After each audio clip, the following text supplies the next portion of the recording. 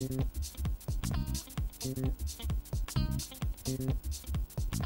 we're here with Pierre Dinand, one of the greatest bottle designer of this year, of this period, and an historical person for the perfumery market. And tomorrow he will hold a lecture here about his masterpiece. You can see some of them here shown. And so, thank you and welcome for coming here another year. So you were a visitor last year. I think you had a good impression of Esxence, right? Very interesting exhibition.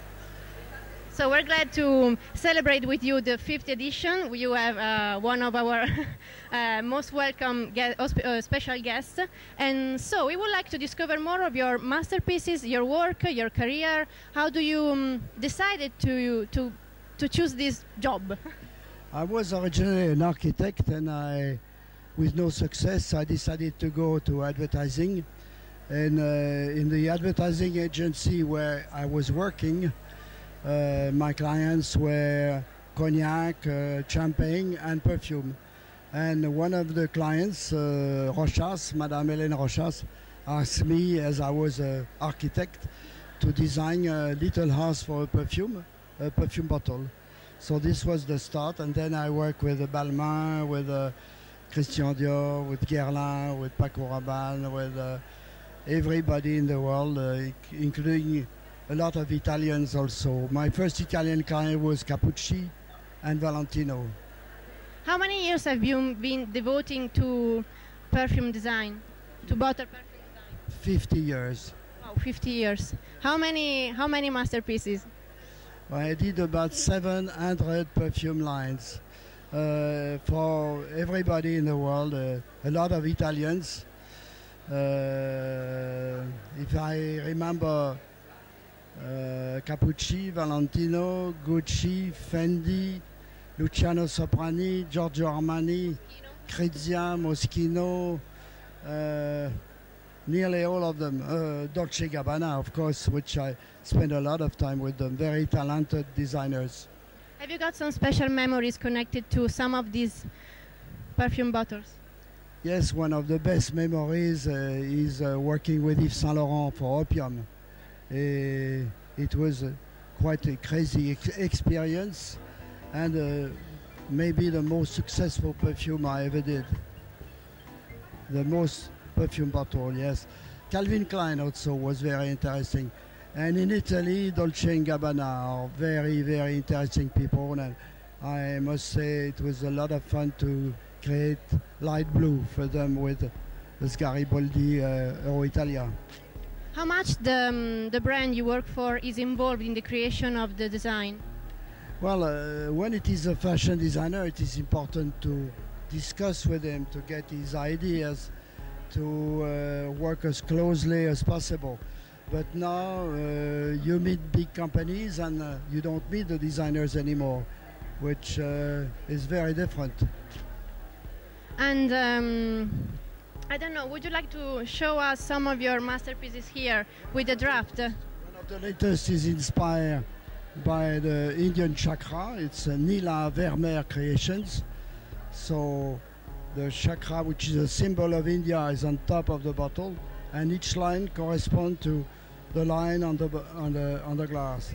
This is the newest one, shown for the first time at Esxence Milano. Thank you.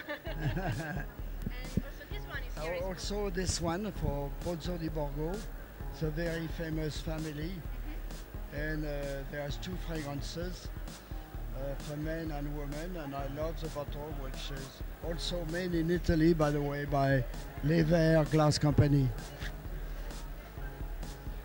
So how much time it takes you to work on a project? Well, normally to create a bottle and all a line takes about 1 year. So 700 bottles means 700 years. I don't look that old. And I must say, because I was doing about 10 or 15 at the same time. And the relations between the perfume, the fragrance, and the design? Well, this is also very important. I was lucky enough to work with perfumers like Germaine Cellier for Pierre Balmain, Edmond Runitzka for Eau Sauvage, Guy Robert for Madame Rochas. I spent a lot of time with the perfumer, with the nose. Jean-Louis Siozac for Opium. We were working closely together to make sure that the scent, the fragrance was close to the design of the bottle. What about if you don't like the perfume, the fragrance? Well, I'm not an expert. Most of the time I must say that when it was a success, that means the perfume is good. You know, if you want to make a success, it's like a jackpot machine. You need the 5 cherries. Yeah. If you have 4 cherries and 1 banana, it's a flop. So if you want to be successful, you need a good perfume, a good design, a good name, a good finance, and a good distribution. Is one of the elements is a banana, forget it, it's a flop. Okay, no banana. So my conclusion is no banana. And another question is, when the design tells you about the briefing, is there any occasion in which you have worked completely free or just inspired by the fragrance, or how does it work from the start? It's never the same. Sometimes it's a story from the fashion designer. Sometimes he says, do whatever you want, be free to create something completely different, completely new. Or sometimes it's very directive and they say we want to be between Chanel No. 3 and Angel by Thierry Mugler. So what can you do, you know? This seems to be a new technique to try to be close to the most successful one. I don't like this way to work. Is there an occasion in which you decided not to cooperate with a brand because you didn't like the briefing, because you didn't like the fragrance, because it was not something you feel? Yes, it happened, but Times. not so many times, yes. But sometimes, yes, I was either too busy or the brief was not clear or the people had no name. I felt that could not be successful. You know, you cannot do just a fragrance and a nice bottle. That's not enough. You need an image, you need a story, you need a name. If there's no name, no story, forget it. Maybe you have some anecdotes about the characteristic of a fragrance and the characteristic of the bottle. I mean, if you have a feminine perfume, maybe you choose a more curvy design or something for male. No? Not really, because if you look at the #1 bottle sold in the world, it's Chanel No. 5, and it's not round, it's not curved, it's very straight, very square. So It's a classic. It's a classic, so it doesn't work this way, no. Well, the new generation are always about image, pictures, and how do you appear. So you think that a perfume can give more importance to the bottle, to the appearance, than the fragrance, or the fragrance is just following the success of the bottle? Well, the first success is the bottle, but if people do not like the fragrance, it's not going to work. If you want them to buy it again, the fragrance has to be good. So on the long term, it's the quality of the fragrance that is #1, definitely. And have you been? Did you find in your story, in your history, a bottle that you didn't design but you wanted to? Yes, I would have loved to design Chanel No. 5, but I was not born. Another one more recent. Angel by Thierry Mugler is a very good design, designed by Mugler himself. It's a very strong idea and it's a big success, yes. When you design something, you have some assistant, you would like, or a family, you would like to show first your creation. Yes, I show it to my wife Danielle, who is a jewelry designer. So she has good taste, and she can tell me, I don't like it, you should do it this way. You know, sometimes she works with me.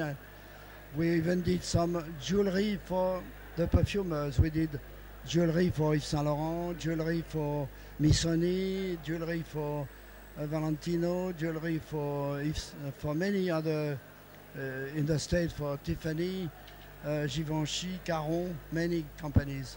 So she works very closely with me, and this is very important. And does she ask you your opinion too? No, she doesn't.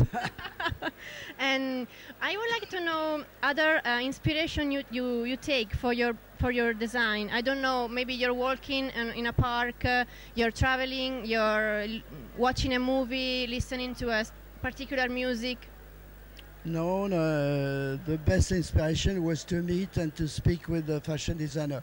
For instance, for Franco Moschino, he liked to, disguise into Popeye, the sailor man. Yeah. So he decided that the perfume should be like the wife of Popeye, Olivia, and asked me to design a bottle with this. My first thought was it would be impossible, but finally we did it, and it's still on the market after 20 years. So I would like to ask you some question about Esxence, your impressions now. So we will add some curiosity for tomorrow for the public, so they will come to know you, to meet you personally. So thank you for coming for this 5th edition. It's an important birthday for us. Thank you for your presence. I hope we will meet also next year, and we would like to have some suggestions from you.